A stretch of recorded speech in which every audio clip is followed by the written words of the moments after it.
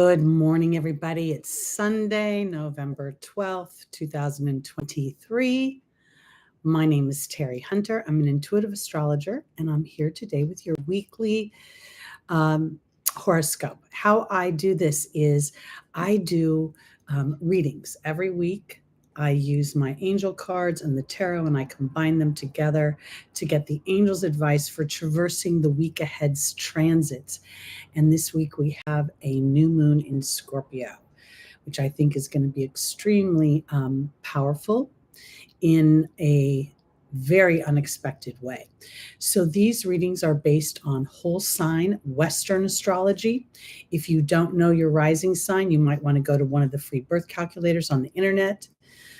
All you need is your exact time of birth, your location, and you can get that information. Good morning, small wildflowers. Good to see you. So that's how this rolls. It's going to be based on whole sign Western astrology. But I want to say this, because if you are familiar with astrology and you know your chart in Placidus, I think this is important, because as I was getting ready this morning, we're going to start with our Scorpios. Happy birthday, Scorpio. I was thinking about some of my clients who have a Scorpio rising. And when you look at it in whole sign, it puts the whole Scorpio in that first house. But often if you look at it in Placidus, depending upon the degree of the rising sign, you could see the majority of Scorpio in the 12th house, which would be very significant in how a Scorpio feels their power, because the 12th house is what is behind us, what feels unseen and invisible in many ways. So I think this is important if you're looking at your chart to give that a peek in Placidus, because this new moon is at 20 degrees of Scorpio. That is the scorpionic degree. So we're doubling down. Now we're tripling down because it is conjunct Mars. Mars is the co-ruler of Scorpio. So Mars is very powerful in Scorpio. And Pluto wasn't discovered until, recently. For some reason, I want to say it was 1977. I can't quite remember the exact date, so don't quote me there, but it hasn't been that long. So Mars really has dominated the scorpionic energy for a long time. And while Mars represents frustration and anger and sort of brash, quick energy, it also represents a deep bravery and a willing to pioneer. And when we look at the sign of Scorpio, we're looking at a deep psychology, the imprint underneath our behaviors, why we may be dominant in our behaviors or why we may be submissive in our behaviors. Because while we don't think of Scorpio as naturally submissive, it can be extremely submissive as a way to gain power and control. So I think this is super important. Good morning, everybody. Good morning, Katerina, Jules, Catherine, Lucy Rose. It's good to see you again in the room. So I got to tell you, this eclipse season, we started with the Libra eclipse, right, on October 14th. And then on the 28th, we had the Taurus eclipse. Now we have the Scorpio new moon. And I'm just really feel more so now than I have before the power of the astrological dynamics bubbling up a deeper platform up for action. That's what I want to say. Good morning, Joshua. Good to see you in the room. So let's talk a little bit about this moon tomorrow. It's at 1:27 a.m. Pacific time. So as you wake up in the morning, the new moon will have already taken place. If any of you happen to use and harness the moon's energy to create intentions, to even honor and celebrate the moon cycle, the feminine, the receptive energy, this would be a really good evening, a day to sort of put that into motion.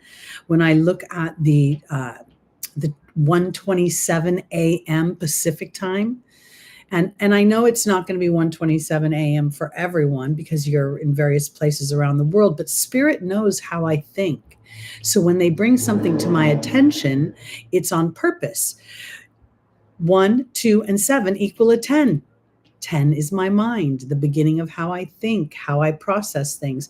And over this last month or so, what I have learned is that my tendency to take action, I'm ruled by Mars, is oftentimes based on a frustration, and it's not well thought out. And in this particular period of time, I felt much more patient with a strategic way of being, much less reactive and more intentional. Because this new moon, as I said, is conjunct Mars at 22 degrees. So we've got the 20th degree, which is the scorpionic degree, represents money. It represents sex, power and control, investments, taxes, inheritances. So anything in those genres is going to be potentially sparked up. And being conjunct Mars at the 22nd degree is that Capricorn degree, right? That degree of structure, in some ways repression and limitation. So here's Mars at that Capricorn degree. Now Mars is also exalted in Capricorn. Okay, so I believe that there is the potential that as this new moon, this is where the sun and the moon have come together to create something new in the dark of night, conjunct Mars makes me feel like Mars is getting smart enough to be patient to strategically take action versus reactionary action. Now, this feels also because there's an opposition to Uranus.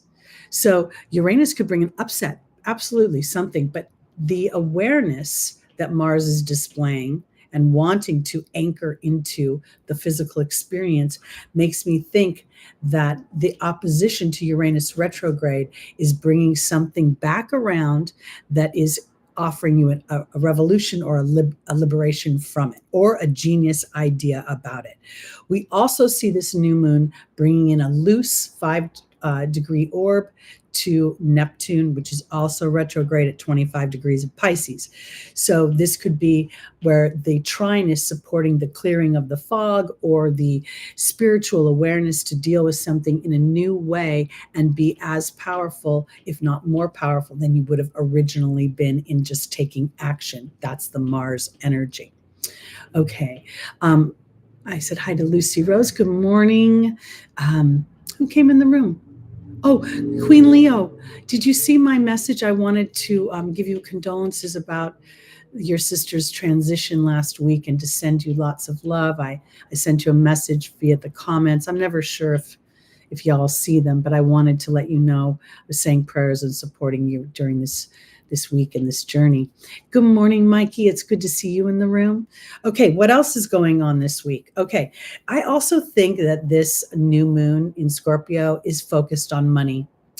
While we talk about sex and power and control, there's something about money going on here, because I just have this instinctual feeling. Venus is in Libra right now, and she's making a quincunx to Jupiter. Jupiter rules wealth. Venus rules money. Libra rules, diplomacy, can also rule attorneys. Jupiter is retrograde in Taurus. This is also a money sign. So something is going on about standing up, because we have the North Node conjunct Eris in Aries, while the South Node is in Libra. There's something about standing up energetically for what you believe in about yourself, what you think is right, what you think is just. I recently posted a short, it was an Abraham quote that said, "One who is aligned to source is more powerful than millions who are not." And while we, on many levels have a deep belief in that, when the rubber meets the road and it's our turn to implement those ideas, it can really trigger our human body. So as Venus is making this quincunx to Jupiter, this is sort of this blind spot, this we're not seeing eye to eye. Now, normally we think these two get along very well, right? But I think this has something to do with the new moon's influence. Whatever is happening that's unexpected is triggering, your deep belief in your ability to make money, to expand with wealth, to expand using your skills. And again, I'm not sure this is about jumping into physical action as much as it's like being in the war room and strategizing your moves ahead of time, like you're playing chess. On the 15th, we're going to see Venus at 7 degrees of Libra making a sextile exact to Mercury, 7 degrees Sagittarius. This felt significant to me because we just saw Jupiter that rules Sagittarius having a conversation, an uncomfortable, like almost talking over each other conversation. We're not listening to each other. And then Venus comes in as Mercury's gone into Sagittarius, and it seems to smooth things over. I think Venus may inadvertently be defending a lesser position here. Like I need to do this. I need to be Miss Nice. I need to be cooperative. Otherwise, the really powerful people are going to beat me up. And maybe that's not necessarily true, because again, when you're connected to source and you're standing in a calm, deep belief of your own perceptions, then you're anchored. It's very powerful. It's like an oak tree. So this sextile between Mercury and Venus at 7 degrees, which is the Libra degree, feels like there's a sense of peace offered to me as I surrender my mind. And on some level, I'm always talking about passing the baton on to spirit. So rather than trying to take continuous action, I have an awareness that a pause is not stopping me, but revealing information. We finish out the week, and I think this is where whatever is happening in Venus's conversations, the week ends with the Sun conjunct Mars exact in Scorpio at 25 degrees. Something comes to the surface, something unexpected. And, it may not be unexpected for everyone. There's when we're strategizing in some ways, because we're talking about Uranus and we're talking about Mars. These are two planets that represent rebellion, liberation, arguing against the structure of things. I'm really resisting using the word war, but it's obviously inferred here. So to me, this conjunction at 25 degrees is that Martian degree, the Mars degree in those mastering chapter of each sign. And again, here we're seeing I'm going to project myself, the sun. I'm going to be aware of my ego, the sun, as I take my actions, Mars. And, sometimes, they say keep your cards close to your chest, to your vest, so they don't see your hand. I think this is very much in play. So we're setting these new moon intentions, I believe, for balance. I believe for justice in many ways. So it's going to be a heck of a week. And I got to say this too. The end of the year, a lot of planets, I wanted to mention as well, Saturn's stationed at 0 degrees. And I don't know if any of you are noticing this or feeling this, but Saturn is in Pisces. Pisces rules the bedroom, sleepy time, and since the time change, I don't know about any of you, but like at 5:30, I feel like it's 10:30 at night and I just want to go to sleep. So I don't know if any of you are having that weird, time change. I know if you're in Australia, you're probably going into springtime, but here in the United States, it's just, whew. All right, let's go on to our weekly readings. Let's see what the angels want to say for us this week. We're going to start with our birthday people. That is Scorpio. If your birthday is this week, especially if it's tomorrow, setting strong intentions and digging deep into not what you know with your brain is possible, but what you feel inside of your heart, and putting that, planting that, can really, I believe this is a polarizing time. I believe that those that are sitting in deep fear and focused on fear will indeed actually attract more fear-based experiences, where those that are standing in sort of a little bit of what feels like a bubble will have a more peaceful journey through the end of this year. Ugh, I can't even tell you. My sleep is disrupted. My brain is on fire. the whole, this whole conjunction, first Mercury and Mars in Scorpio, keeping your mind busy and pissed off. And then now Mars is still in Scorpio, Mercury's moved on, but as the sun comes into it, it feels like it's bringing up like, don't you see the truth of who I am? Oof. All right, let's start with our Scorpios. Rising, moon, sun, and stelliums. And again, I don't know if you guys heard me because I kind of started, the room was a little quiet. I want you to, if you can, look at your charts in Placidus, especially my Scorpios. Because as I was meditating this morning, I kept seeing the chart in Placidus, which would put some of potentially your first house in the 12th house. And that could make you feel a little bit unseen. It could make you feel as if you're a little bit invisible. And, again, we're talking rising, but a lot of people have a rising in the sun in the same sign. And if it is Scorpio, being able to look at that could reveal things. Because if for some reason your first house, like let's say you're a 22-degree Scorpio or a 27-degree Scorpio rising, most of your first house went into your 12th house in Placidus. And while Scorpio is a very powerful sign, in the 12th house, it could make you feel not powerful, or you could feel like your words are invisible to other people and you're making perfect sense. So having that awareness, because my sun is in Libra. Libra is in fall.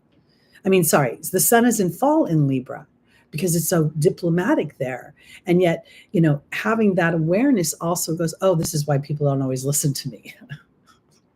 This is, these charts are fascinating to me. Anyway, all right, here we go. Scorpio, for real. Mars in Capricorn.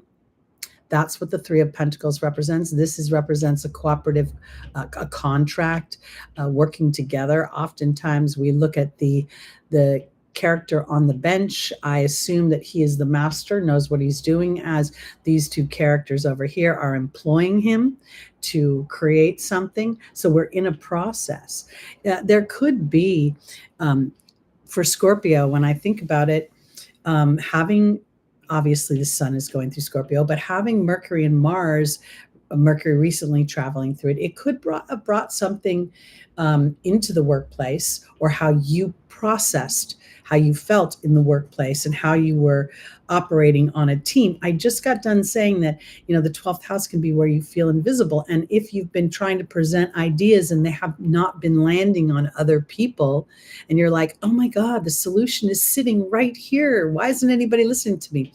I almost feel like the angels are going to give you advice for how to open that space without being too Plutonian or too Martian. Let's look and see.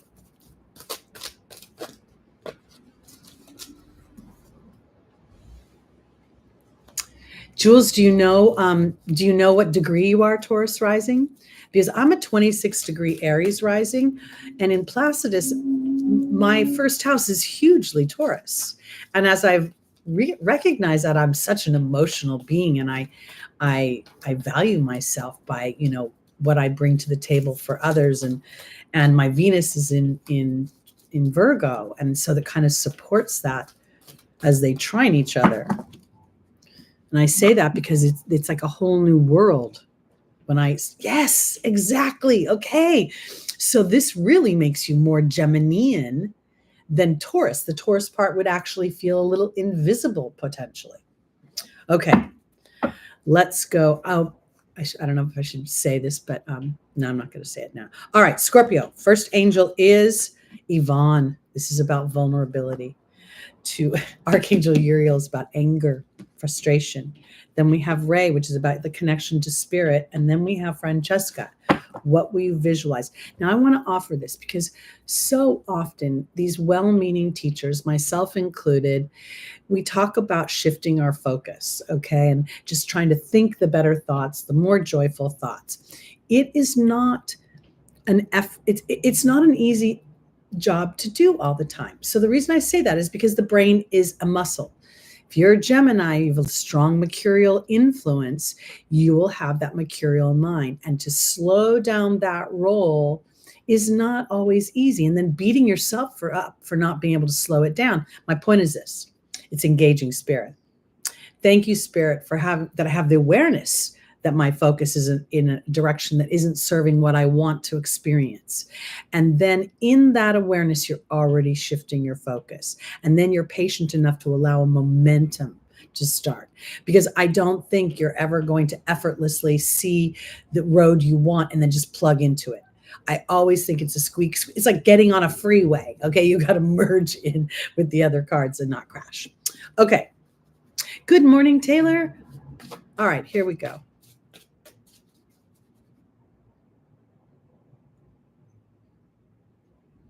Can you give me an example? Because if Jules is a 26 or 27 degree Taurus rising, I don't know if there's any other planets around that, but that would indicate that's where the first house begins. So that would make her first house prominently Gemini. It could even go into Cancer depending upon how large the house is, which is why I like Placidus, because it explains more to me about the shadow, the hues, the colors of how we think. When we just plug into whole sign, then that first house Taurus is like you're just a bull, but she's not. She's a bull. She's mercurial, and she could potentially be moony, not moody, moony, if there's a little bit of Cancer. So that's why I like to see all those things. I know it is a little bit annoying, but I got to say we all have Mercury somewhere. Patience is a virtue. Okay. Oh, Scorpio. Okay, I'm so sorry I'm choppy, guys. I like your patience with me. Yvonne is being joined by the dog. Archangel Uriel is being joined by the fear card. Ray is being joined by the joy card. And Francesca is being joined by the wind fairy. Okay, so as I look at this, I very much think for my Scorpios, with this new moon, I think this Three of Pentacles is now asking me to start to put structure into the idea of connecting with spirit. We know that the three is the Trinity. This is about being vulnerable to people, being loyal to you, and also feeling loved. You know, I truly believe that there's a deep inner energy where we have to prove ourselves, right? We have to prove ourselves. We have this new moon in Scorpio at the Scorpio degree. I think this is self-love and self-loyalty and being vulnerable to that. And also, I think it's about starting to take what some people might find more challenging. You know, oftentimes you talk about Scorpio, it's brooding and intense and harsh. And, you know, we focus on all the things it can be, but I don't know that it lives there all the time. So I would really actually ask Scorpio itself to be like, you know what? Yes, sometimes I get angry because I'm in fear and I'm afraid of other people because they feel out of control to me, and yet I don't have the answer for everything. There's this action going through the Scorpio energy right now with Mars being there. There is going to be a kicking up of frustration. There's going to be a kicking up of feeling whatever the deep imprint is. If you feel invisible for some reason, or you feel like people don't listen to you, then that's going to get stoked up. If you feel like money's always slipping through your fingers, that could potentially get stoked up. So I feel like while there's an awareness to it, rather than trying to calm it down, say to spirit, help me focus on the things that bring me joy in my life while I sit in a place where I wait for some sort of inspired action. This has been super important to me lately. I feel like one of the biggest messages that Spirit's been asking me to do is to be aware of the human emotional body that goes up and down. And as I am realizing that when I'm a super heightened human energy, that the messages have more fog. It's harder to hear them. So the more I can surrender through an awareness, here I am in this cycle, then Spirit can bring in a thought, an idea that will put me on the path to the solution. Because I think that this is really, when I look at the joy card, I don't know that I feel like Scorpio can just pull joy out right now. Not with Mars and Mercury recently going through that house. There could really have stoked up arguments with your siblings, arguments with teammates, workmates, neighbors, feeling like road rage. So now it's like connecting with Spirit. Help me to see my joy. Help me to be loyal to my story and what's true to me versus what I'm potentially doing to feel safe and secure.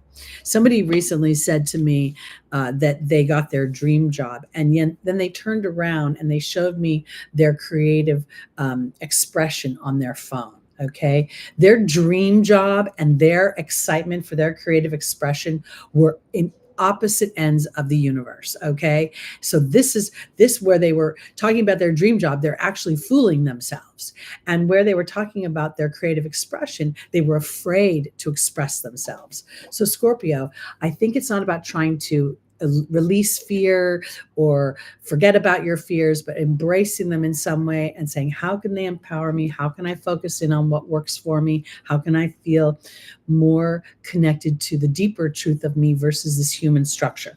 Because Francesca's saying negativity is blocking your progress, and there's your mind in your muscle, the muscle going over and over again. And when the Lord or the ancient ruler, which isn't that ancient because it's only decades since Pluto's been assigned that planet, Mars's energy is very, very strong. And as it transits your house, it's going to stoke up something.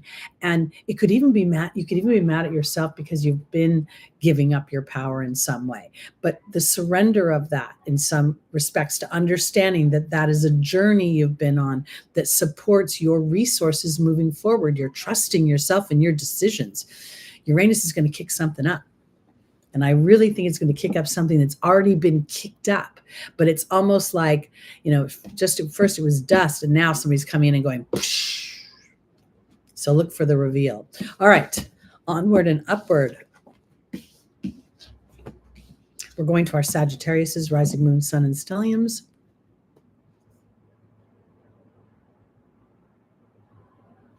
I like that. Virgo with a taste of Leo. That's kind of fun.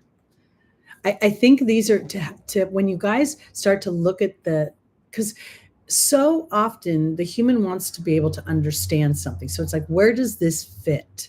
And I think that astrology really isn't about plugging something in, but about layers and layers and layers. I can't help but thinking like, a cooking show when you bake layers of a cake and you put a cream filling and maybe you put some sort of fruit filling. So you get layers of these flavors, the taste.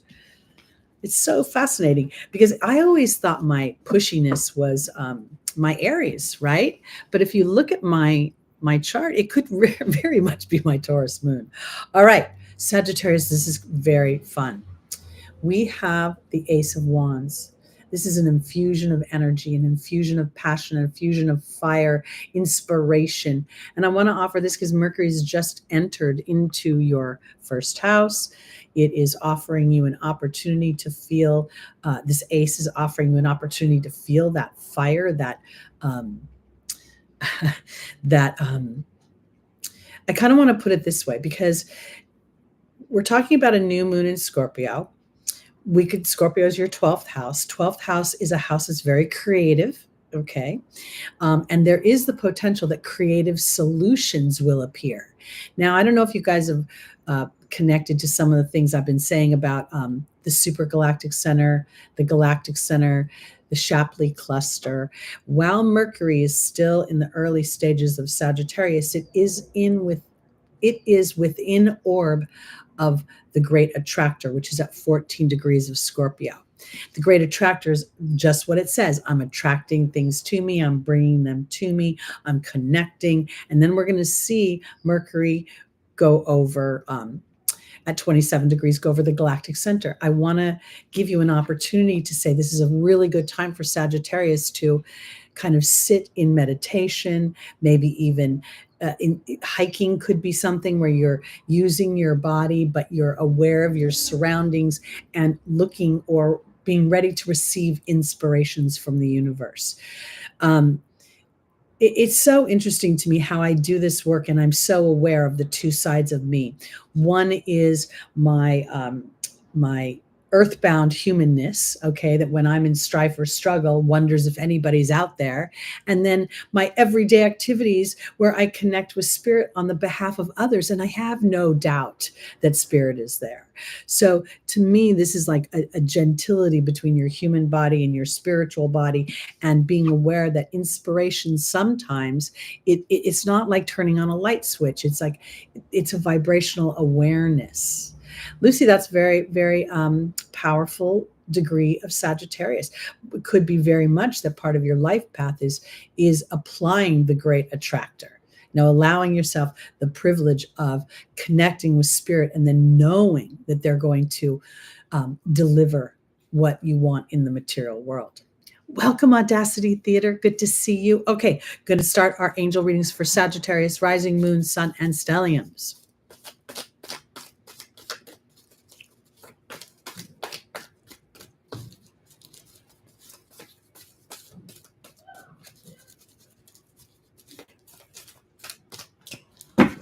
Our first angel is Rochelle, following your heart for prosperity.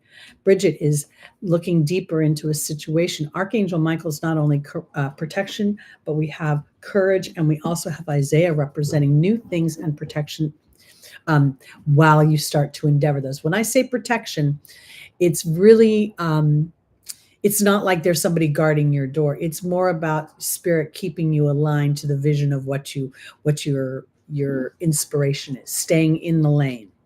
Let's see. Rochelle is being joined by the dog. Yay. Bridget's being joined by the bear. Archangel Michael's being joined by Merlin. And Isaiah is being joined by the perception card. Your ruling planet, Jupiter, is retrograde in 9 degrees, right on my moon, in Taurus. And to me, I while this is not, the reason I bring it up is because Taurus rules our self-worth. Our money reflects our self-worth. Our ability to use our skills is reflected in our self-worth. It's also the house of our family history. So I feel when I look at this that this is an interior job. Something is going on with Sagittarius where you're delineating, or you've got a sense of awareness that there's a part of you that is evolving past certain beliefs that may have served you at one point, but maybe they might be slightly stifling you now. Rochelle is about following your heart. It's about prosperity coming to you. When I think of prosperity, I don't just think of money. I like to think of it as resources, because when you put the word resources out there, the brain actually doesn't get triggered into limitation. It's not a word that's been programmed to represent limitation. Money is a word that has been programmed to represent limitation. So here the ace is new beginning, and here Rochelle is giving you an opportunity to be loyal to the musings of your heart. And this is not about taking action right now. This is about just allowing a percolation. Is that a word? A percolating, a marinating. Because Bridget is, this is interesting to me, because Bridget is asking you to look deeper into the story that you're telling. Why am I so not being able to have depth perception? The bear, while it represents history, I think this is about telling a new story. I recently had a conversation with a person, and they're very invested in their challenges, in the road. Pluto's been working them over for the last few years, and they're very focused on that disruption. And I brought up the idea that maybe that disruption that they were walking through is really an opportunity for other people to show generosity, to show kindness, acceptance, higher vibrational energies. I feel like this might be a part of the story. If you've been going through a challenge, maybe it's about people experiencing you telling a new story, coming into more of an energy that is willing to receive the things that you want, and understanding the ebb and the flow between your action and then spirit taking the baton and setting up a new dynamic to inspire the next right action. Because Archangel Michael and Merlin here, Merlin is all about magic, literally alchemy, bringing something into balance, and the justice of that. And now Sagittarius, who also rules justice, the Supreme Court, there's Archangel Michael asking you to be brave in claiming that. And I think that could very well be your creative expression, and allowing that its natural gestation period. Okay, because here we have Isaiah representing protection as you give birth to new ideas. This woman is pregnant, so it has not been birthed yet. And then we have this perception card. Dang it, this perception card. So here it is, bringing in new beliefs, new opportunities, new ways of thinking that you get to, I believe, again, I've said this a couple times, I believe when Aquarius moves into Pluto, did you hear that? When Aquarius moves into Pluto, when Pluto moves into Aquarius, we're going to really start thinking in new ways about our thought process. And I think a lot of people are being teed up for this awareness and then anchoring it into the physical experience. This is a 19, which comes down to a 1. This is an ace, which is a 1. The Merlin is a 1. So here we're seeing 1, 1, 1, 1, 1. This is my thoughts. My thoughts become things. And the Baird is a 7, which could very much represent the Libra energy of balance, ebb and flow, and understanding that. Oftentimes when we go through a dip, it actually gives us a resource on the inside. Oh, I went through that challenge before and I made it out the other side. And if we never have that, when we get into those higher vibrations of our dreams, we get even more scared. Okay, on to our Capricorns, rising moon, sun, and stelliums. How are you enjoying the last degrees of good old Pluto in your house? Yes, we did. We just had 11:11. Okay, let's see, Capricorn. The Page of Pentacles. This is your suit. Pentacles represent things in the earth. The page represents always messages of some kind, but also a fresh, youthful exuberance for something. And so to me, again, I've been feeling, this transformation of Capricorn. And really, we talk a lot about the baby goats going from the old cranky goat eating the tin can to the baby goats jumping all over the haystacks. Because here, I find it so interesting when I look at the blue mountains, because I almost feel like the mountain that the goat has been climbing is their own inner voice, as represented by the blue color. And now when I see this red hat with this scarf coming over it, I almost feel like there's a integration of my base chakra with my mind. I understand a little bit about how I want to feel secure in the material world, but part of that is my connection to that which as above, so below. So let's look and see where we're going here. Because your ruling planet is sitting at 0 degrees. I swear, I feel like Saturn, as it's in Pisces, it's an interesting energy for me, because I don't think Saturn was so comfortable in its first, entry into Pisces. But now Saturn feels a little bit like he's got his sea legs. So now I feel like if Saturn has his sea legs, he's looking at everybody who has aspects influenced by this.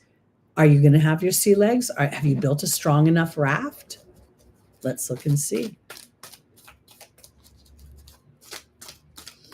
And I think that's the emotional body of my conversation between what I fear and where I have faith. I haven't seen it yet in the material world. I haven't seen it yet. Will it actually materialize? Will it? All right, our first angel is Shanti, the angel of peace. The second is Archangel Gabriel, which is all about the mercurial mind. Seraphina is a happy change to the family. And Daniel, the angel of marriage, but more so my history in partnerships.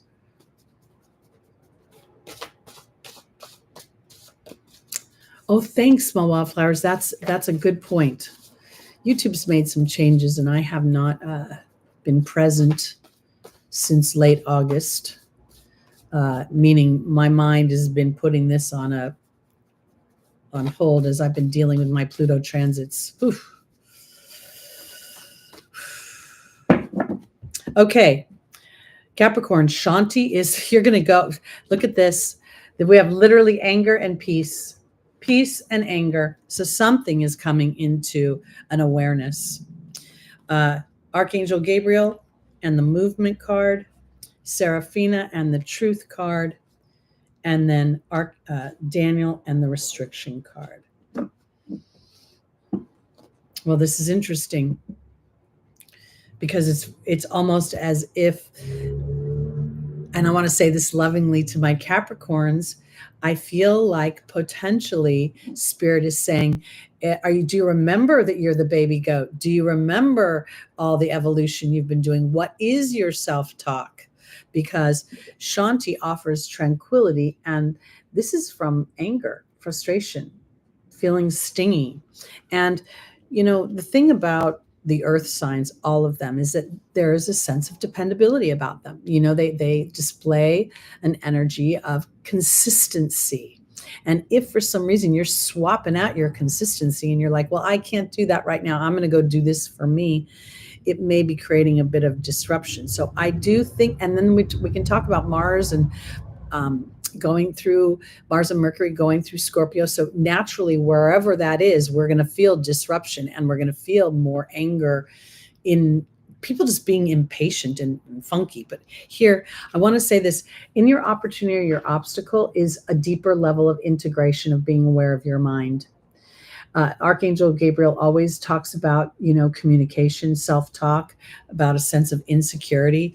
And I feel like this is about, re-engaging yourself and realizing that, because Capricorn, there's the potential that you could think that there's a destination. I'm going to build a house. I'm going to work hard. I'm going to get to this point.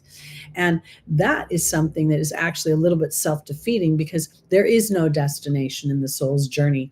There is a series of choices that we make that lead us into more refined lanes of what we want.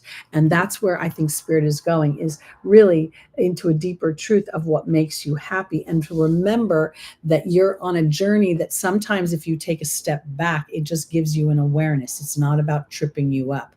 We're all going to go through the first 7 degrees of Saturn going through Pisces again. And I think this is significant because it's the degrees of the whole bottom half of the hemisphere, the wheel. So it's that house of self, the house of my family history, the house of my childhood interactions, in grammar school, my home environment, my own creativity. So all that's being revisited. And Saturn's asking you to look at it in a way that's like, well, it may revisit your history. Are you going to drag your history into your future? Because Daniel represents my history, and then there's the restriction card. And while Capricorn rules history, I think this is an opportunity to delineate between a history that actually tethers you to something that may feel slightly frustrating or circular or been going around and around, and then kind of giving birth to something new and knowing that you're getting your momentum up with that. And I want to offer this too, because if for some reason Daniel is the angel of partnerships, right? We talk about marriage, but whenever you're in a contract with someone in a committed situation, it's a relationship. And having Saturn in Pisces, one of the main things that Saturn is doing is removing any deceit, fog, any alignments that are false. There's a false sense of security, a false sense of feeling fulfilled. And I think that that's something that we get to be brave about. I got to tell you, my first Saturn return I was excited. I was excited about turning 30. I was excited about being a grown up. My second Saturn return was a little more challenging because right after that, I had to experience Saturn on my Chiron. And that was kind of challenging. Right now, Saturn's just floating around my 12th house. Okay, here we go. On to our Aquarius. This is the 8 of Swords. The 8 of Swords is an interesting energy because this woman looks imprisoned. She looks as if she's somehow even maybe potentially a victim of something. And yet on closer inspection, not only are the swords not in a full line, they're not tethering her in, the bandages, which really are not restraints, they're wounds. She has wounds, and they're holding her back. They're tethering her to a story that is no longer allowing her to move forward. Her footing is very unstable. And everything in this position it feels very co-creative. It's like things happened to me and now I haven't let them go. And I want to offer this because I can't actually let anything go, but I can turn it into a tool. And at the very minimum, I can feel an energy. So if I smell something on somebody, rather than jumping into action, I can pause to see if that intuitive hit is actually aligned to a truth or part of my imprint. Because something's going on, Aquarius, and your ruling planet, Uranus, is making an opposition to this new moon. So there's something about power, control, money. I really feel like it's an inflamed bad guy time. Like the bad guys are all out there, in their little dark rooms doing their little dastardly deeds. All right, we've got Bridget flew out of the deck. Next we have Athena. Then we have Adriana. And finally Daniel again.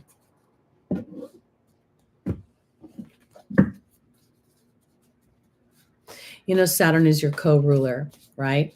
So this weird feeling between the past, Saturn, and the future, Uranus. So like within your very makeup, there is an awareness, right, of what could potentially be and what has been. And sometimes I think when we think of Uranus, bringing up unexpected things, I think that sometimes there's a building of a frustration that brings those unexpected things. So Bridget is talking, or is joined by the deer. Athena's being joined by the wealth card. Adriana's being joined by the horse, and Daniel's being joined by the movement card. I think that for my Aquariuses, there could, the Scorpio energy squares you. And I always think of a square as an experience that is making me aware of an old patterned way of being, thinking, feeling, and a new evolved way of wanting to be, think, and feel. And there's a tension between the two things. I think that this is representing something right now that is an imprint. I think this Eight of Swords is saying to Aquarius, you are still on some level trapped by an old wound. And whether or not you can actually release the wound, maybe that isn't what's important. Maybe what is important is being gentle with yourself as you look deeper into how that wound could potentially empower you. Because here's Athena saying it's safe for you to lovingly assert yourself, and there is the wealth card. I've had some amazing betrayals in my life, like blatant, unbelievable, like I can't even believe that the crowd does not think that person is a villain. Okay, that's how blatant these things were. And at the same time, as I stepped back and I evolved from those betrayals, I saw wisdom that was extracted from it. And the wisdom was an awareness about an energy versus, like, when someone says something to you and as they're talking, you kind of don't believe them, or you think they're blowing smoke up your skirt, or you're like, they're never going to follow through with that. Many of us have felt that, and we ignore it, because what they're saying is what we want to hear. And that inner voice is being like, I don't know, but we don't like that voice. So and that's how we can wound ourselves, because we're not listening to that, because Adriana is leading you towards the answers to your prayers. Now look at Adriana's going this way, or whatever. She's going that way, right? And then the horse is going the opposite way. And I think what she's saying is that there's something about what's going on where Aquarius, you get to move in a different direction, sort of look at this whole thing and stand on the other side of the room, turn it upside down or topsy-turvy, just like Uranus, your ruling planet. Pardon me, I had a little lipstick on my teeth, because this is an opportunity to move away from a history that's tethered you. Daniel, while it represents marriage, it represents my history. My history is how I perceive things. If I've been cheated on repeatedly, then when I go into a situation where I feel love and vulnerable to that love, then it's going to trigger my fear. It's going to trigger my fear. So I hope that rather than looking at this as, oh dear God, I'm being, bashed again by the stars, I think this is an opportunity to say that, you know what, I'm in a human structure. And just like my brain is imprinted, every cell of my body feels my experiences. And on some level, that vibration stays. It's why, if you think about it, the soul doesn't remember the details, but it remembers the emotion of lifetime after lifetime. So when we come into this planet, we are not looking to experience situations. We're looking to experience the emotions that those situations provide us. So rather than thinking of yourself as being imprisoned by a wound, this is an opportunity to liberate yourself from that wound. Okay, there we go.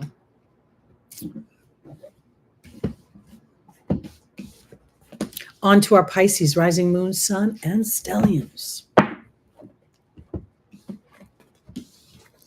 Now, for y'all who are, early born Pisces, Saturn being on your sun, right, could do all sorts of things.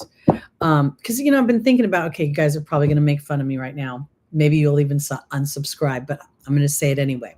Everybody's pretty aware of the Taylor and Travis craziness right now around the world. Everybody's invested in their love story. I want to offer it this way because during a time when we feel so much repression and there's anger and war around the world, there's also people that are thriving and people who have been targeted in the past. So I kind of want to offer it this way because as we start to allow the fog to remove, this new moon is trining the Neptune energy in Pisces. So as we allow ourselves to surrender to wherever we have had hope, but our inner voice was like, you know what, you're trying to escape something that you get to address about you, that you get to express about you.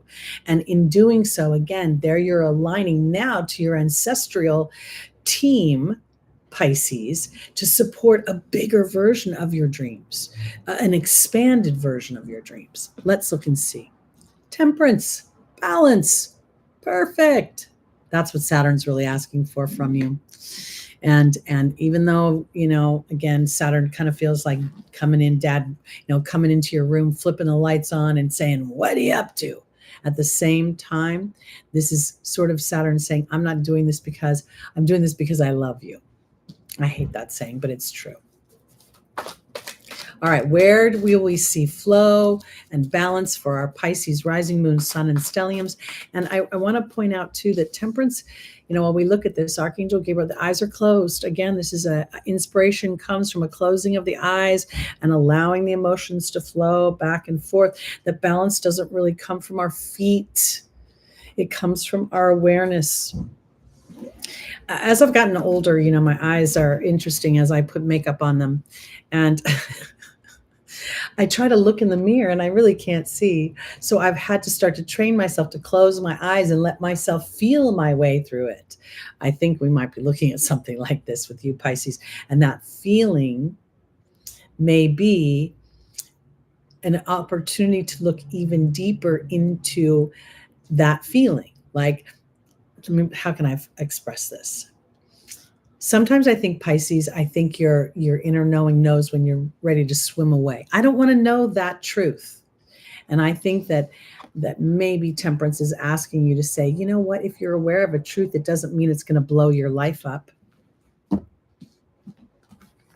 Our first angel is Layla. The second is Daniel, the angel of partnership. The third is Maya. And Merlina is the final angel.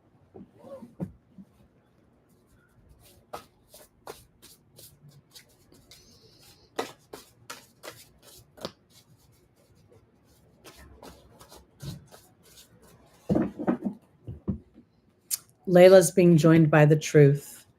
Daniel's being joined by the horse. Maya's being joined by the wasp. And Merlina's being joined by the restriction card. Okay, I want to offer this for my Pisces because something feels like it's still in process. And, with Saturn sitting 0 degrees, that's literally, stationary in the sky. And if for some reason you personally are feeling that somebody is perpetrating imbalance upon you or, basically telling you lies or something that feels untrue, I feel this is even more of an important time to allow yourself to connect to spirit. Layla is talking about that. And then we have the truth card. And I don't know that this is me asking what my truth is as much as I'm saying to spirit, let the truth be told. Let the truth bubble to the surface. This new moon in Scorpio can reveal imbalance. It can reveal where there are powers in your life that are taking advantage of their situation. And while you may have felt no voice in the past, Pisces is so gentle. Pisces is so soft. And while you may have wanted to roar, you may not have felt trusting of that. Because here, I think Daniel is asking you to be in partnership with Spirit right now, that Spirit will move something around to help alleviate you from any sort of anger and frustration. I have literally been a wasp since the late September. I've been felt like people have been really out of balance, and I've been like sort of a bullseye for them to dump on. And I've been going through my own little weird, why me? Where's my vibration? And at the same time, I feel this sense of being able to understand balance within my anger, because we don't want to eradicate our anger. We don't want to release our anger. We want to work with the fire inside of us. We want to be able to use that fire to stoke something versus burning it. Because Merlina and the restriction card for Pisces to me makes me feel as if you're missing your magic. That Merlina feels like a magical being of balance, and you could, in some ways, if this deeper truth puts you in a place of feeling loss or feeling. Sometimes we're afraid if we speak our deeper truth that we're going to get punished for it. We're going to either lose the relationship, and sometimes we do. But here, I think that this is more about Pisces understanding that our deeper truth, when it's concealed or when it's hidden over decades and decades, becomes an erosive thing versus something that inspires us. So I think this is a connection to Spirit right now, to anchor you into balance in some way.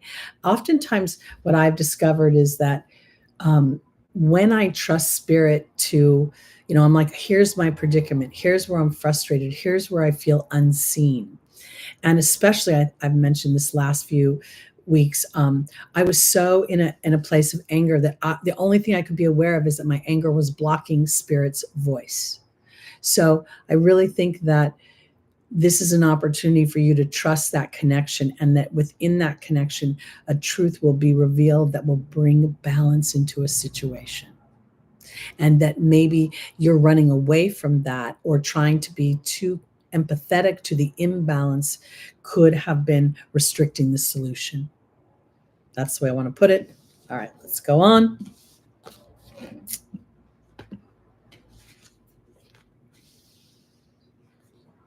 Whenever you see something as significant as a moon at the 0 degree, it's the emotional body starting that process of whatever that house represents.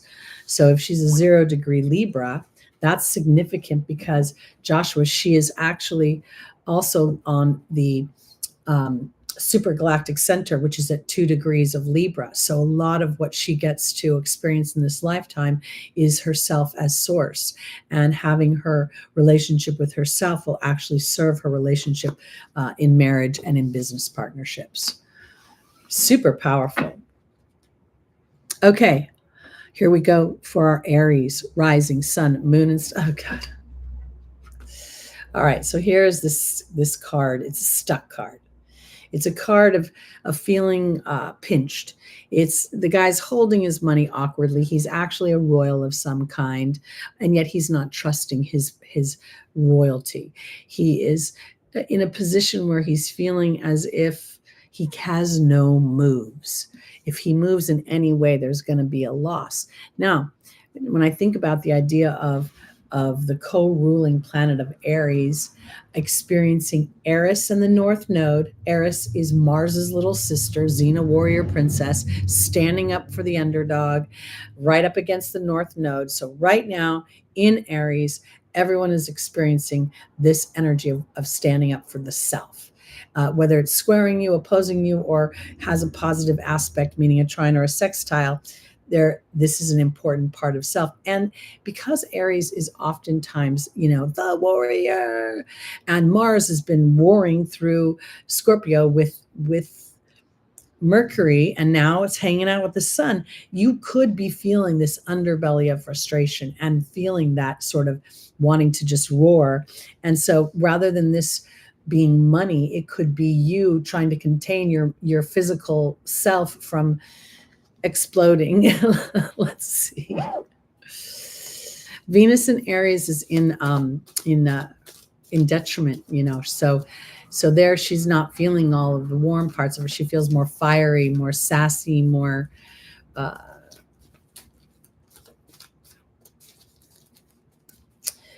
I feel like she feels misunderstood a little bit in Aries because she's very much like a self-actualized woman, and that has not been celebrated historically. So that's why we think she's sort of in detriment. All right, here we go. Aries. Omega is, this is victory. This is exciting. Keep up the good work. There's Athena asserting yourself lovingly. Aurora says you're flying high right now, don't descend. And Akasha is the teacher. Wow. Pluto at 0 degrees of Libra, you know, that's a generational planet, but it's also a lot about the transformation of the Libra energy. And you know that Pluto has that big heart in the middle of the planet, and then it's on the supergalactic center, which I always think is so interesting because before I realized that that point was really having a relationship with self, I've been talking about that for years, how the Aries and the Libra axis is two me's make a strong we. So I find sometimes spirit is so amazing to me because I feel like they really bless me with validation. And I don't even know it's coming. Okay, Aries, victory in leadership. I love it. There's the stag. Athena and the dragon. All right, Aries, learning how to be a cool-headed warrior, peaceful warrior. Aurora and the queen. Oh my goodness. I hope this is really true because I'm about to make a big chess move tomorrow on the new moon. Akasha and the joy card. Oh, I love it. If you felt stuck, if anybody's been trying to put you, you know, into a little bit of a box of anger, a box of anything in your physical world that's where someone's trying to pigeonhole you, you will soon feel victory in your leadership. And I want to say it this way because the idea, I think Mars has been going through a huge education ever since Mars was in Gemini. Okay. 4 months in the sign of my thoughts, my speech, how I interact with other people, my teammates, my workmates, my roommates, my neighborhood. And now Mars feels like I'm not giving up my warrior status, but I'm graduating from a knight, from a junior energy, from a Luke Skywalker, you know, to a more seasoned Yoda energy. And here is the victory. Okay, there's an awareness you're starting to have. And I think this is about lovingly asserting yourself, knowing the fire that you can breathe. But no, I'm not going to do that. I'm not going to give that to you. I'm going to wait and see and use my tools. Because Aurora says that you're flying high right now. Don't descend, because whatever answer you need, you will receive it through holding your space. As like, okay, so here we go from feeling kind of stuck. This is the Lord, right?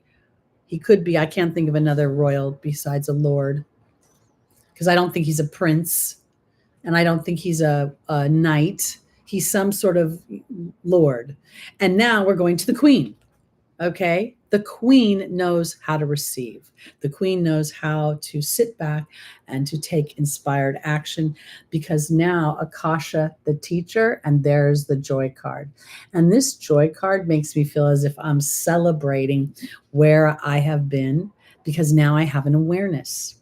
As an Aries, I feel as if I'm aware of the various parts of me. You know, I'm a natural competitor. I'm naturally not going to back down. But now, as I'm aware of my own energy, I'm using it with the prowess. I'm using Excalibur as the sword of truth versus just lobbing off someone's head. So pace yourself.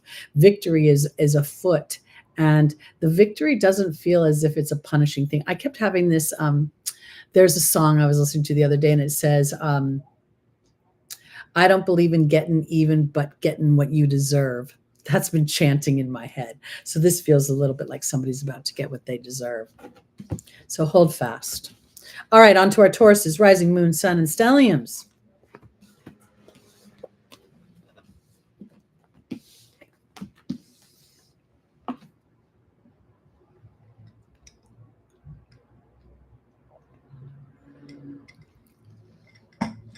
All right. Taurus.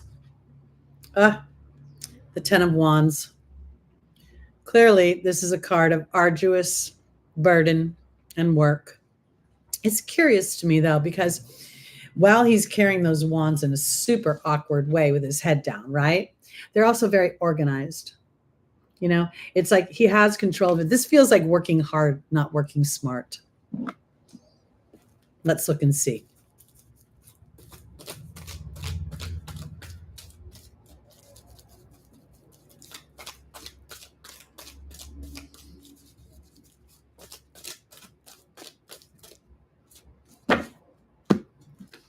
Our first angel is Azure. Oh, our second is Isabella. Our third is Akasha, the teacher, and the final is Shanti, peace. As an earth sign, it's hard not to take action. You know, you feel you're a builder, you're a natural human process.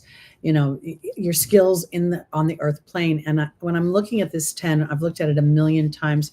Here I'm noticing that his left arm is actually holding the bulk of these wands in balance, while his right arm is kind of up in an awkward kind of holding just half of them. So this makes me feel like Taurus, your left side is your receiving side, your right side is your masculine energy side. So naturally you will have an easier time holding your burden if you're not trying to take action, but allowing yourself to receive. And let's see what that reception is about. Azure is being joined by the Risk card. Isabella is being joined by the King. Akasha is being joined by the Dragon. And Shanti's being joined by the Butterfly. Okay, so some of the more challenging sides of Taurus: stubborn, bullheaded, doesn't shift easily, doesn't forget anything. I think if an elephant could be a totem, it would represent Taurus, because they never forget anything. So here, Azure says your desired outcome will happen in the near future. Have patience and faith, and don't try to force it. And that's the risk. Don't try to force it. You're working too hard. So now, because that 10, again, we're talking fire. If we look at the 10, there's a lot of foliage at the top of those. There's a lot of things it can be harvested. But this guy is somehow carrying the bulk of things on his own shoulders. And I think Spirit is saying, give your mind a rest, because justice will prevail. And I want to offer it this way. The justice is in receiving. I've been chanting a lot because my mind, again, is so busy. Everything's working out for me unexpectedly, fabulously, better than I could even anticipate. Because yes, the timing is right. And here is the King, ultimately representing the male authority. And here we're seeing this, the right arm being more prevalent in his action with his head down. It's almost like his right arm and the wands are covering his ability to see. So yes, the timing is right for you to trust in justice, in a bigger picture, and to allow things to come to you. Because Akasha is the teacher in the angel's advice, and the Dragon is about calm, cool. It's very, to me, the Dragon is a very powerful energy that understands that it is receiving something and knows when to take off and spread its wings and fly. And this is where Taurus can represent a lack of confidence, so I work harder. If you've always been told, something within your family, oh, you're not smart enough, you're not this enough, that imprint will inadvertently kind of reveal itself in this 10 of Wands, because Shanti is offering you a new road of peace and tranquility as you have blossomed. And I want to offer it this way, because the blossoming is not a destination again. It's not about a big open flower. It's about the process of things opening up and the continuing and constant opening. Right now, Jupiter is going through your first house, as is Uranus. 2024 is going to see a Jupiter-Uranus conjunction in Taurus. That's going to be around April, and it's going to really, open things up in a big way. And I think that this is a time to tee that up. So I think not only do we see this in an arduous energy, we also see the 10, which represents thought. So as you risk a bigger thought, maybe this isn't about me efforting anymore. Maybe this is my time to sit back and look for the signs and the omens. I'm so aware of signs and omens that yesterday I was doing a reading and two military helicopters flew by. Now that happens a lot, but this time they circled and they came back around, and they did it like 2 times in a way that was so obvious to me. I'm like, there's something going on here. There's 2 of them, because I want you to start to allow yourself to put little pieces together that may seem random, and yet at the same time, they're not.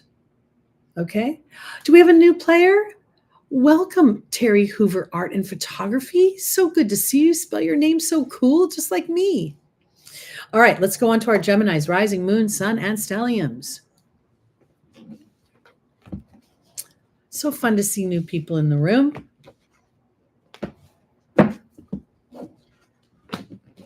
All right. And for the new ones, just for Teri, I'm not sure if there's any other new ones.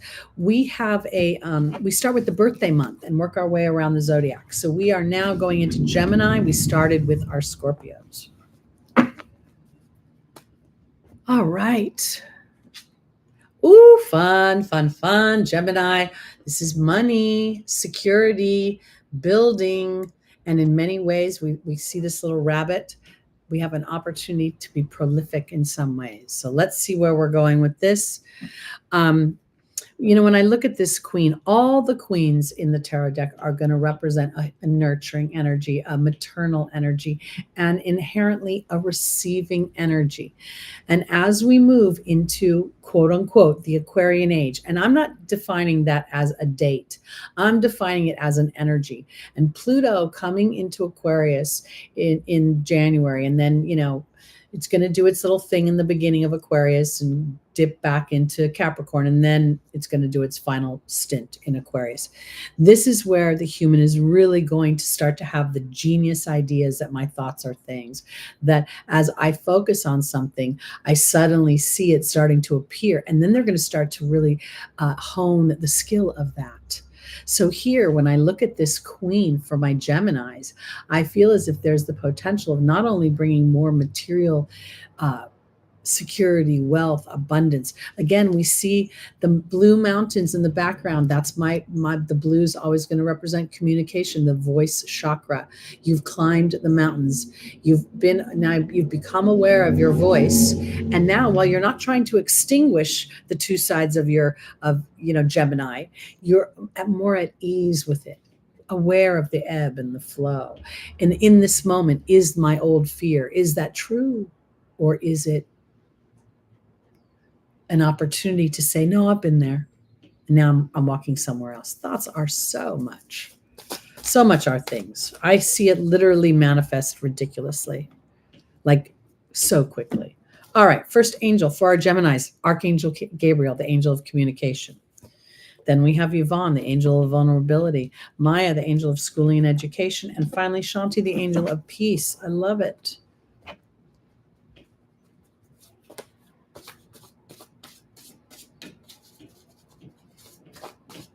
At the end, I think I'm going to share with you something that I was meditating the other day, and I had a pen and paper, and I felt like I was called to write a little mantra. So at the end of the broadcast, I'm gonna read this to you out loud, and feel free to write it down and use it to help yourself anchor in.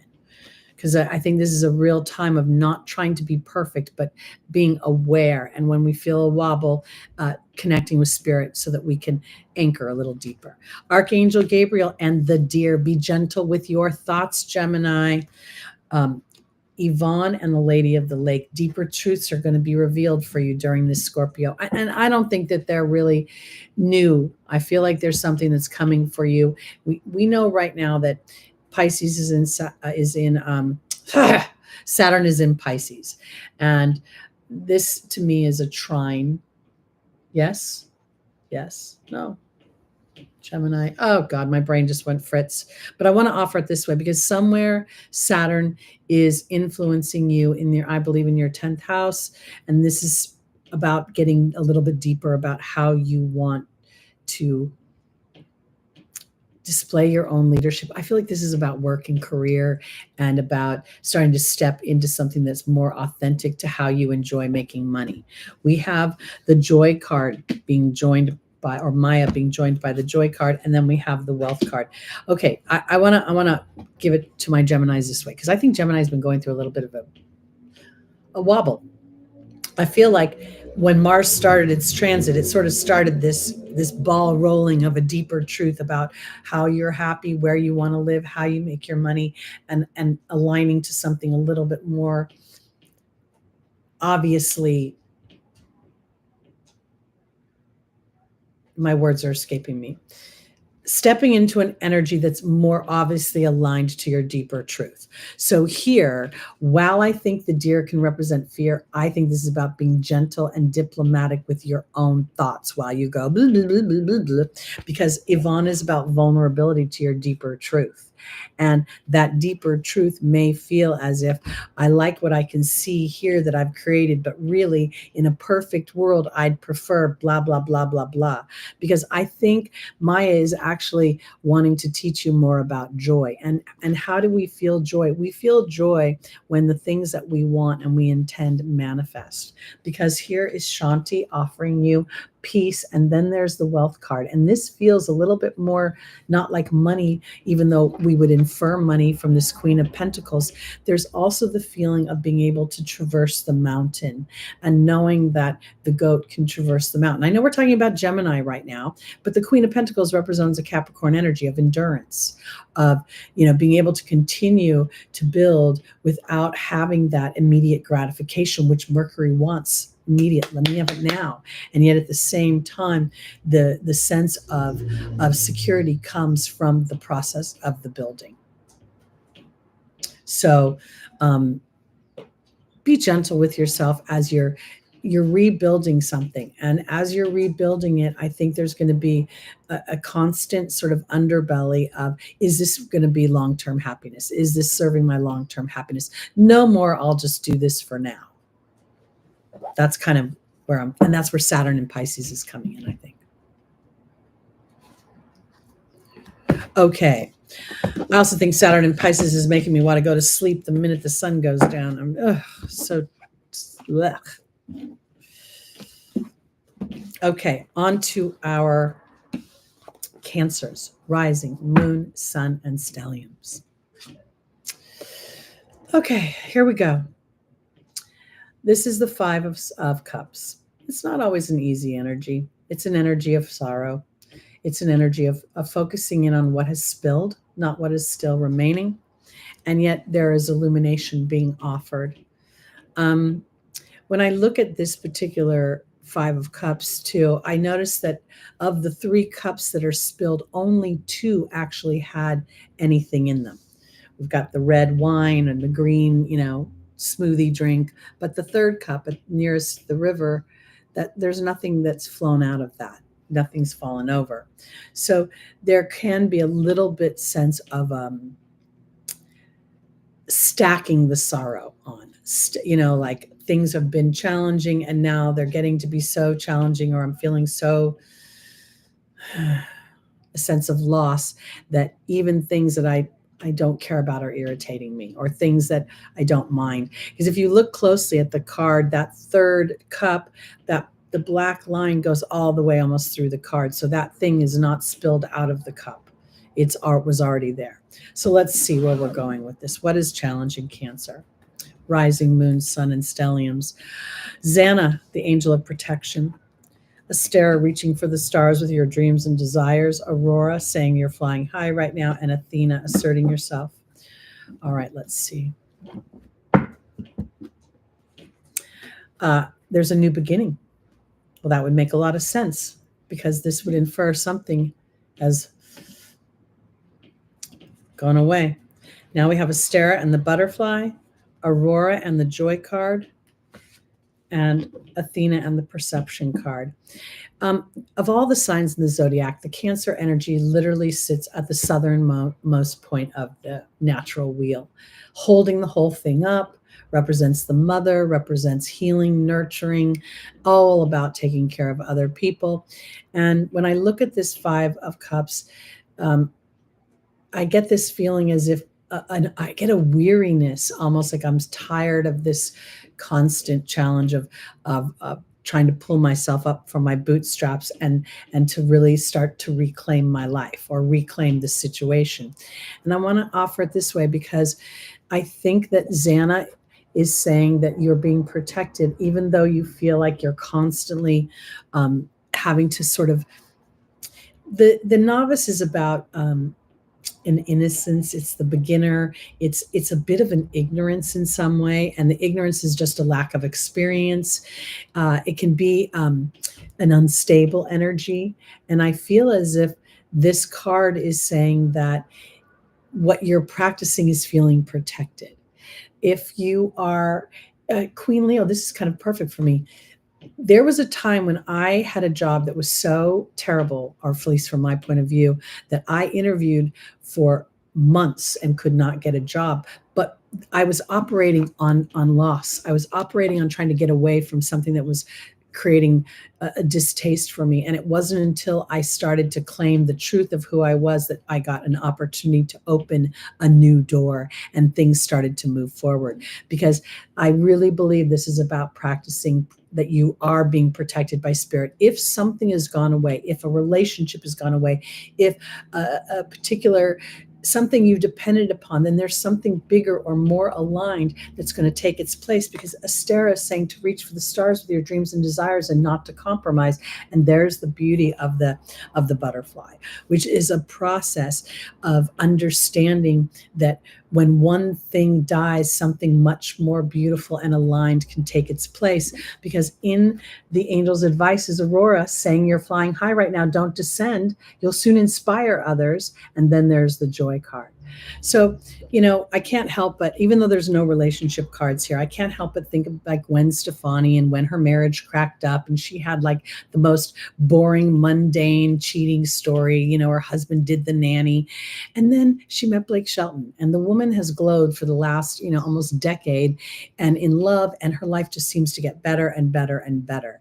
And if she hadn't experienced that initial loss, she would not have been able to rise above that to experience something so different. Because I think you're shifting a perception.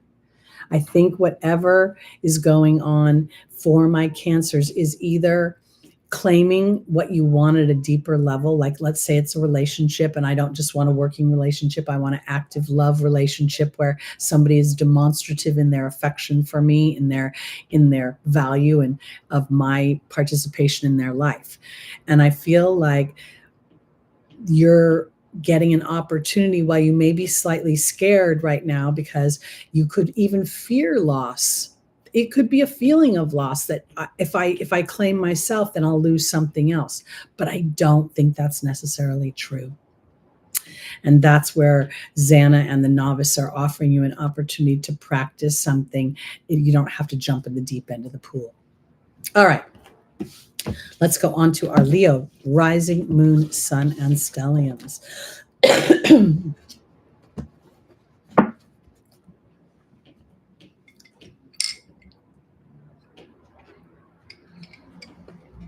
Okay.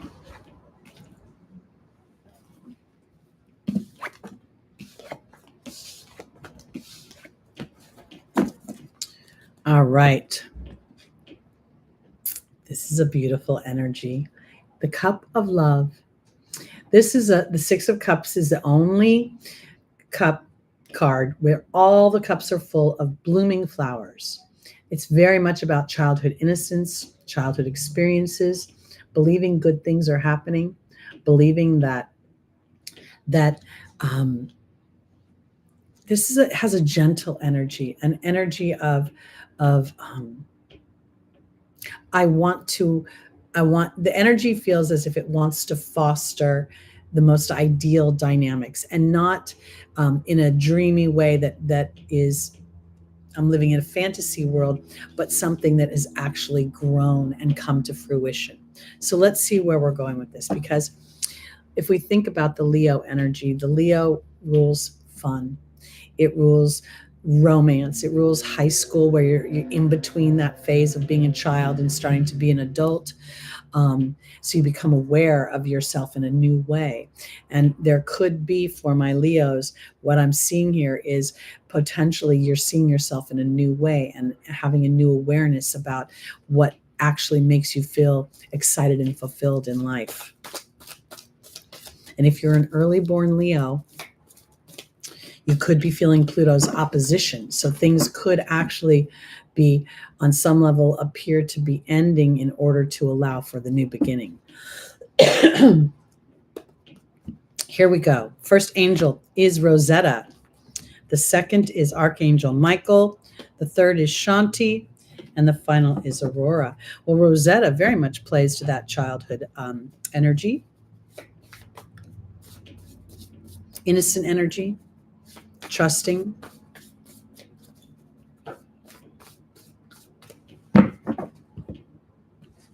Rosetta is being joined by the novice.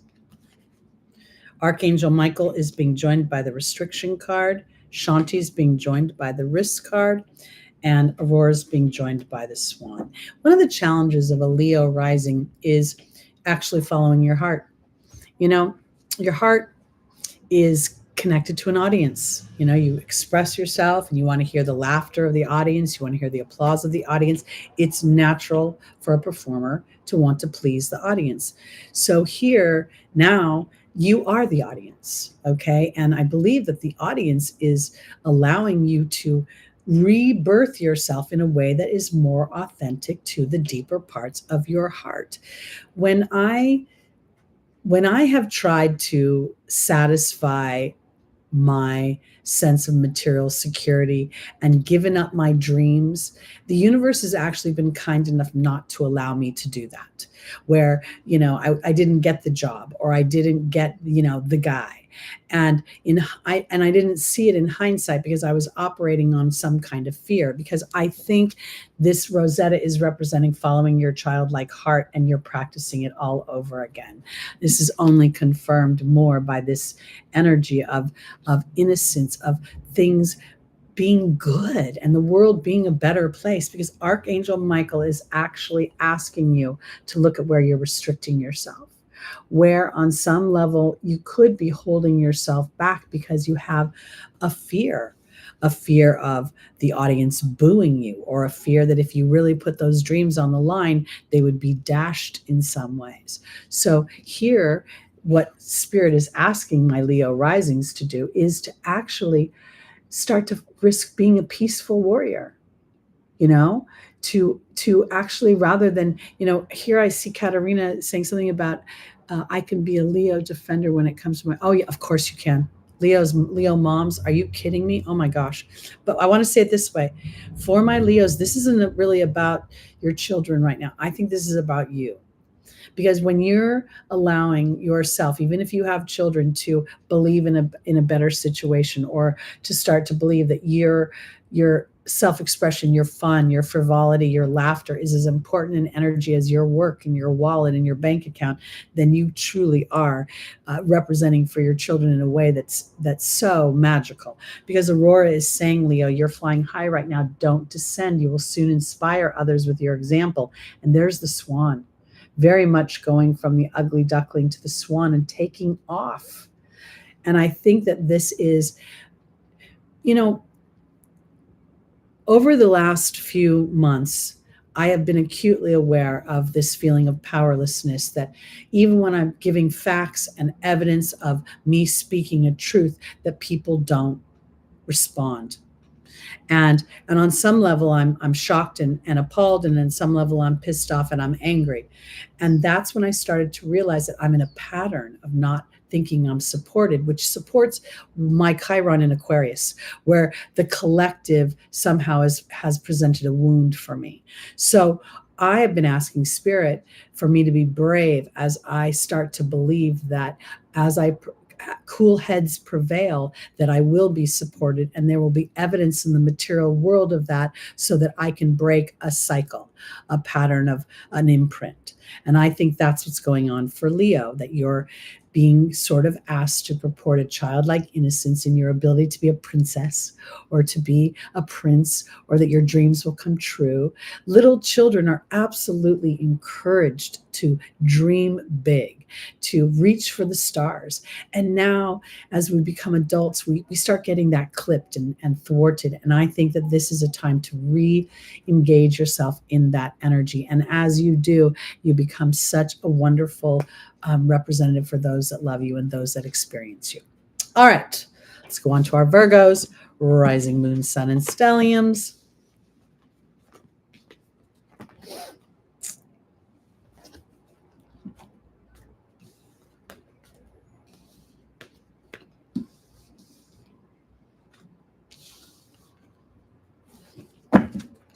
All right, Virgo, we have the Knight of Wands.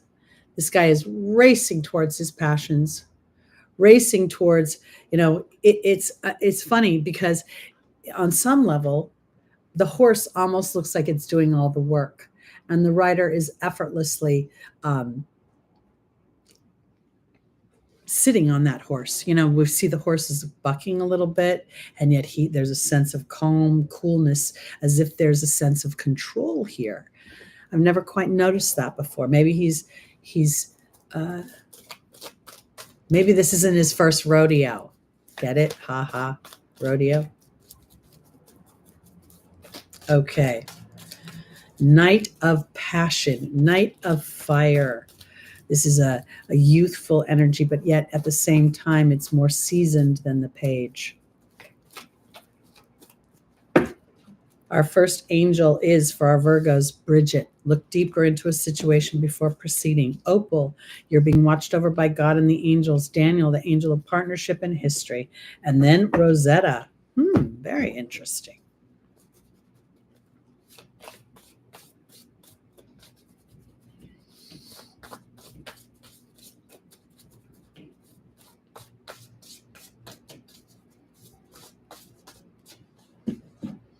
Bridget is being joined by the horse. Opal's being joined by the disruption card. Daniel's being joined by the wind fairy. And Rosetta's being joined by the eagle. This is interesting for me to say this, because the minute I look at this, the horse and the knight felt like they were riding towards each other. For my Virgos, all right, so Mercury process, figuring it out. Let me get myself out of this jam. You rule work, you rule mental stress, honestly. When I look at this, I feel as if you feel like you're running up against a wall, that things have not been moving forward, that there's a divine inspiration coming. And when I look at this, I can absolutely feel, all the Sagittarius energy. We also are going to see Leo, fire energy, and Aries energy. We have Mercury has just gone into Sagittarius. And in no short order, Mars will go into Sagittarius as well, because I think this is where we see there's a part of me that wants to hold off, wants to sort of give it a minute. Like, and a divine inspiration is coming in, and my job is to be aware of that. Now, I recently experienced this in a pretty big way. It wasn't a burning bush. There weren't skies didn't part, but did I shoot out of my bed at 3:00 in the morning? Boom. Yes, because there's something here where Virgo is not trusting to be a child of God, where Virgo is trying a little bit too hard to figure out whatever the solution is. And I feel like the solution will present itself, but I got to calm my story down where I've been historically, bringing that back in. That kind of plays back to what I was saying earlier, where historically, even if I've had evidence to prove my case, I've been told I'm not right, the bad guy wins, because here Daniel's the angel of history and there's the wind fairy. And I feel like this is really some sort of repetitive story that's going on. And in order for you to anchor in to your material world, your spiritual experiences, like I almost feel like as you experience something that you deem divine or divine intervention or a connection to spirit, it starts to make that connection more real for you, which then makes it easier for you to start to implement that in your process of manifestation, because Rosetta is joining the eagle. And I think this is like trusting that I'm a child of God, and that as I cannot see a solution, I can actually start to say, all right, Spirit, thank you for giving me an experience that anchors in this connection that I'm intuiting from my feelings. Daniel has shown up quite a bit, but Daniel really refers to history with humans. It's a marriage card, yes, it's a connection card, but the way that he's showing up, it's like asking me to revisit my history and determine whether or not it's still true, or whether or not I'm defaulting to it and inadvertently making it true now versus letting it sit where it was.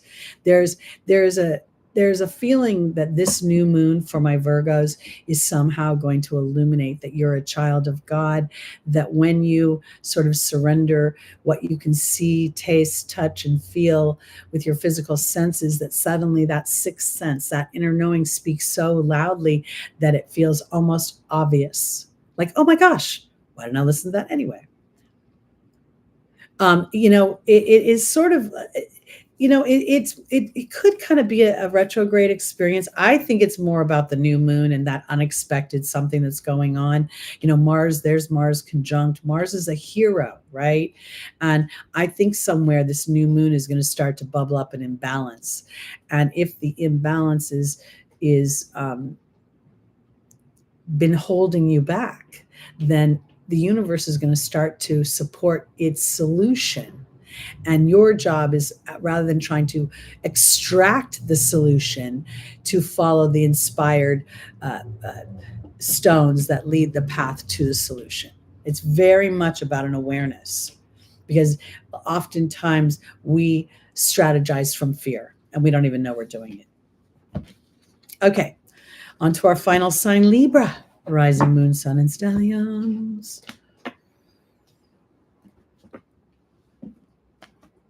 Exactly. A shake up to shake free. Exactly. All right, here we go. Libra.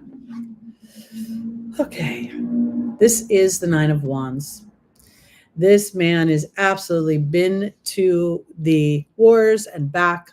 He still doesn't trust the experience. He's protecting his home, his hearth. He's in a heightened state of awareness. As I see Venus going through Libra right now, where she is at home, the universe at large feels a little bit funky, in the sense of Pisces is Libra's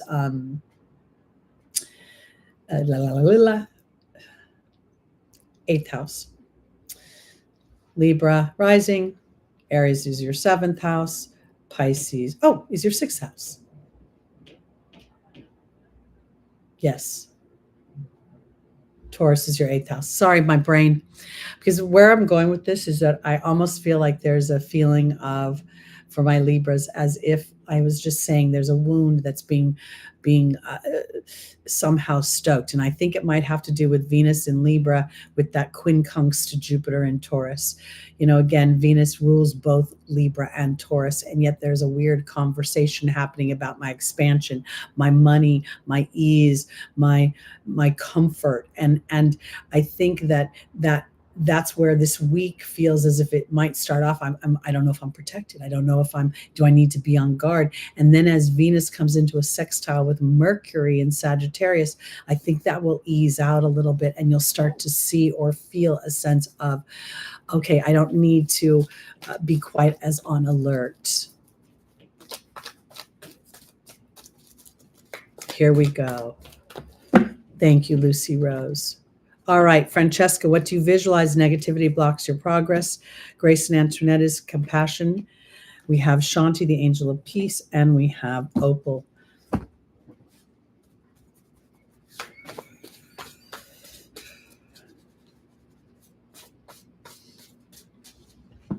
Francesca is being joined by the dragon. Grace and Antoinette is being joined by the love card, Shanti is being joined by the Death card. And Opal is being joined by the Novice.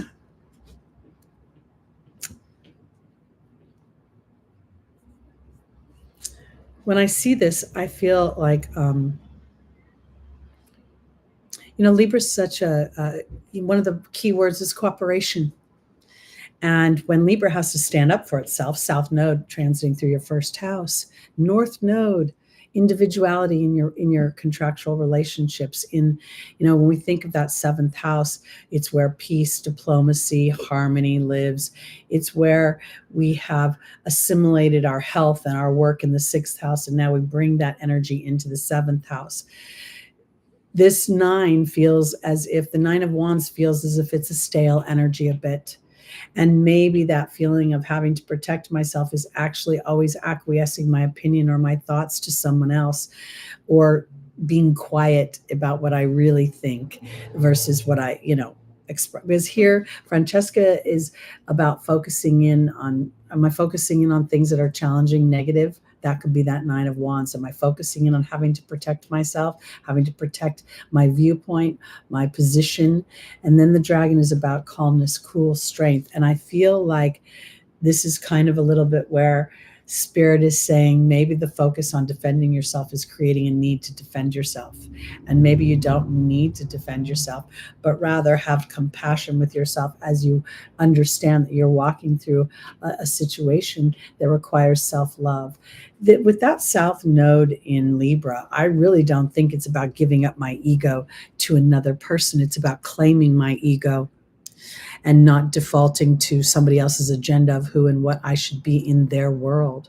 Because Shanti is offering you peace, but that feels like it's a death in some of the way you've been thinking. That's a 46. The 46 reduces down to a 1. And I feel like when I look at this, I'm a Libra sun, and no matter how nice I am, I recently, so this problem I'm having has made me want to get a Ring door camera all of a sudden so I can monitor who is actually like at my front door. And when I called somebody who was referred to me to install it, for no reason, this man just was cranky at me and he didn't want to do the job. And he was weird and dismissive, and yet, just a back and forth energy. And I'm like, what the hell is going on with my vibration? Why do I feel like I have to defend myself in every given moment with even people I don't even know? There's a weird energy right now where I think, Libra, this is an opportunity to say, hey, maybe this isn't mine. Maybe this isn't mine at all. I got nothing to do with that other person. And my opportunity is actually to let them sit in their disruption and not try to be the peacemaker for everyone else but myself. Having compassion for your own need to self-love and not feel like I'm on the defensive all the time, because you're a child of God, and this is a new beginning for you, practicing your own self-worth, your own importance. And with this week's sort of jarring new moon, which is planting the seeds for something out of balance to be revealed, something is going to come up that is going to be like, are you kidding me? I thought this was done, and it's not, because it wasn't balanced. And now I believe that the Libra energy is being tasked, for lack of a better term, to say, are you as important as all the other people in your life? Because if you're not as important to yourself, you're always going to feel like you're defending yourself in some way. Venus and Mercury are the two planets that don't have any moons. And I think that's partially why Mercury can run around the zodiac dispensing information, because it is a way of feeling important and valuable and purposeful. And Venus is ravenous for connection, for feeling a sense of comfort, a sense of home, a sense of connection. And I think that might be because she has no moons. We don't really get to moons until we see, Mars and the Earth energy. And so here in the zodiac, the first energy, I think, is Mars. Let me look at my little cheat sheet, because I think Mars comes before the Earth, right? I can't quite remember right now, but here there's this feeling of Mars representing that red planet of the challenging anger energy. And Libra doesn't not necessarily like to display anger, but you can be fair without being ugly or feeling ugly on the inside and be good to yourself. And I think that's what's important, is your own power and strength coming through, putting a sense of your own, putting yourself as a priority will help you feel a little less like, I need to guard myself. I need to take care of myself. Libra can be very dependent on the partner, depending upon the chart. And that could put you in a deficit. But in any case, Libra is fair. Libra supports harmony. And so I want you to do that for yourselves this week. Okay, everybody, have a blessed new moon tomorrow, to quote a very wise Queen Leo in our chat room. Anchor in your energy. I would offer you this, an awareness can give you a deeper feeling of power and control as we surrender to our team and await their inspirations. And that's very much what might be a challenge, because Uranus could bring in those inspirations. All right, everybody. Thank you so much for joining me again today. Sending lots of love and appreciation for you. And I will see you next week. Same bat time, same bat channel. That's 11 a.m. Pacific time. And have a great week, everybody. Peace out.